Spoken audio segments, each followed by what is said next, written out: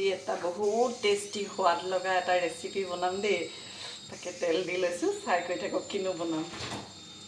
ইমান টেষ্টি মানে কি ক'ব আৰু। অকল ভাত কেইটামান বনালেই হৈ যাব আৰু এইটো ৰেচিপি বনালে হৈ যাব। সানি সানি ধুনীয়াকৈ খাই থাকিব পাৰিব। এইটো মানে মই মোৰ ফেভৰেট হয়, মই বহুত ভাল পাওঁ। এই ৰেচিপিটো মই এজনী মোৰ নবৌৰ পৰা শিকা দেই। তেখেতৰ পৰা শিকা, তেখেতে বহুত বনাই খুৱায়। এইটো হ'ল কচু আৰু মাছৰ ৰেচিপি। ইয়াত গৰম হ'ল তেল, ইয়াত এতিয়া নহৰু আৰু পিঁয়াজ এইখিনি খুন্দি লৈছোঁ খুন্দনাত, এইখিনি দি দিম তেলত।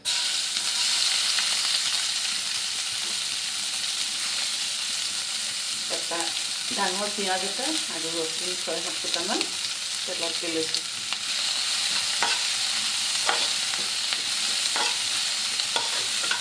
বাৰু সকলোৱে জানে ন, যিখিনি নাজানে আৰু তেওঁলোকে ভাল পায়। মই সকলোখিনি কৰি তাৰপিছতে কচু চব বইল কৰি লৈছোঁ, তাৰপিছতে মানে কৰি ৰাখোঁ। ৰচুনখিনি পিঁয়াজখিনি অকণমান ফ্ৰাই হৈ থাকিব। তাৰপিছত ইয়াত সোৱাদমতে হালধি,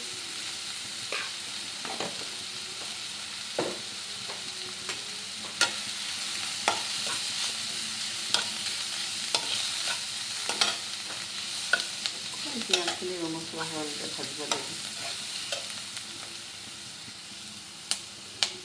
পিঁয়াজখিনি ভজা হোৱাৰ পিছত, ৰচুন পিঁয়াজখিনি ভজা হোৱাৰ পিছত এই বইল কৰি ৰখা এই কচুখিনি দি দিম। এইখিনি বইল কৰি থৈছিলোঁ দেই।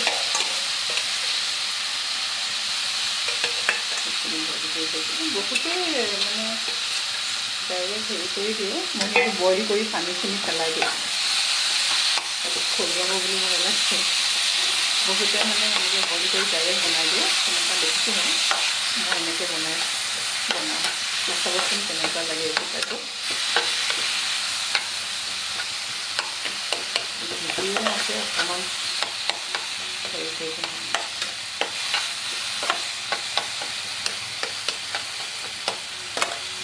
ইমান মা মছলা একো নালাগে আৰু সৰু পিঁয়াজ আৰু কেঁচা জলকীয়া। মই কেঁচা জলকীয়াটো হেৰিয়াত দিছোঁ। ইয়াত মেইন মানে গ্ৰেভি টাইপত হ'বলৈ কাৰণে বহুতে মচুৰ দাইল দিয়ে, মই ইয়াত দিছোঁ মগু দাইল, বিলাহী, জলকীয়া চব বইল কৰি লৈছোঁ। এইখিনি এতিয়া এই কচুখিনিত দি দিম। এইখিনিয়ে মেইন মানে হিৰো। এইখিনি মগু দাইলটো দি বনাই খাই চাবচোন, বহুত টেষ্টি হ'লে। মই আগতে জনা নাছিলোঁ, এতিয়া মই যেতিয়াই কচু বনাওঁ মগু দাইল দিয়ে বনাওঁ তাৰমানে।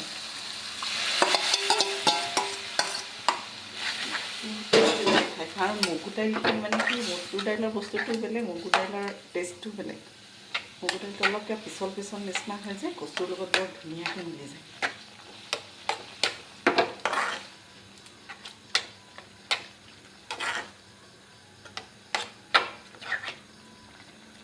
এইখিনি দিয়াৰ পিছত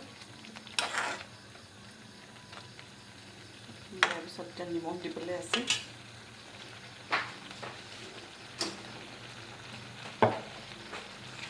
মগু দাইলখিনি যে অলপ অলপ হেৰি নিসিজা নিচিনা দেখিছে, এইখিনি এতিয়া ভাজি ভাজি বনাই থাকোঁতে সিজি যাব।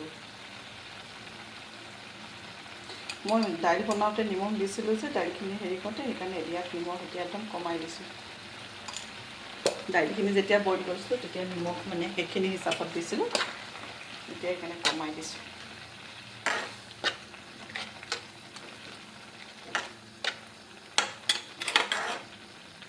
তাৰপিছত এই আলুকেইডোখৰ বইল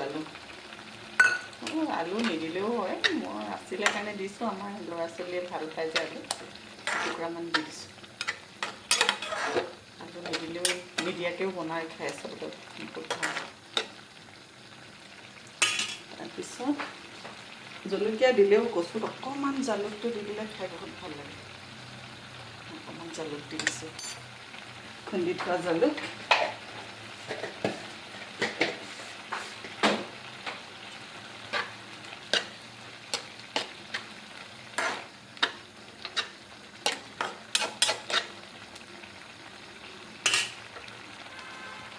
এইখিনি এতিয়া অলপ সিজি থাকক। অকণমান সিজা মানে কি আৰু অকণমান ডাঠ হোৱাৰ পিছত পানী দিম। এইখিনি এতিয়া ডাঠ হৈ আহিছে, এতিয়া মই ইয়াত অকণমান যে হেৰি দিম,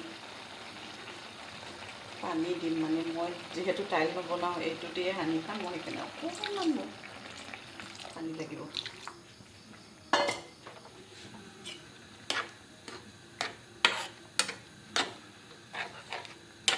আৰু অকণমান বইল হ'ব দিম। এতিয়া এইটো সময়তে মাছ কেইপিচ দি দিম। ডাঙৰ মাছ হ'লে ভাল, মই ডাঙৰ মাছে দিছোঁ, অকণমান কাঁইট কম থকা, তেতিয়া মানে খাই ভাল লাগে। সৰু ল'ৰা ছোৱালীও খাবলৈ সুবিধা হয় আৰু ডাঙৰ মাছটো যদি এনেকৈ বনাই দিয়ে। আৰু এতিয়া কি কৰিম, নগা ধনিয়া, মান ধনিয়া কয় যে, সেয়া অকণমান 3 কিলা আছিলে, সেইটো লাষ্টত নমোৱাৰ আগে আগে এইটো দি দিব। ইচ কি ধুনীয়া চেণ্ট ওলায়।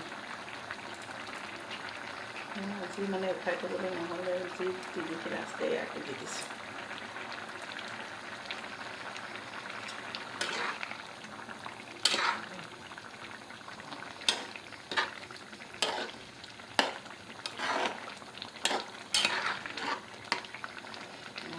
আৰু কচু, মাছ আৰু কচুৰ আঞ্জা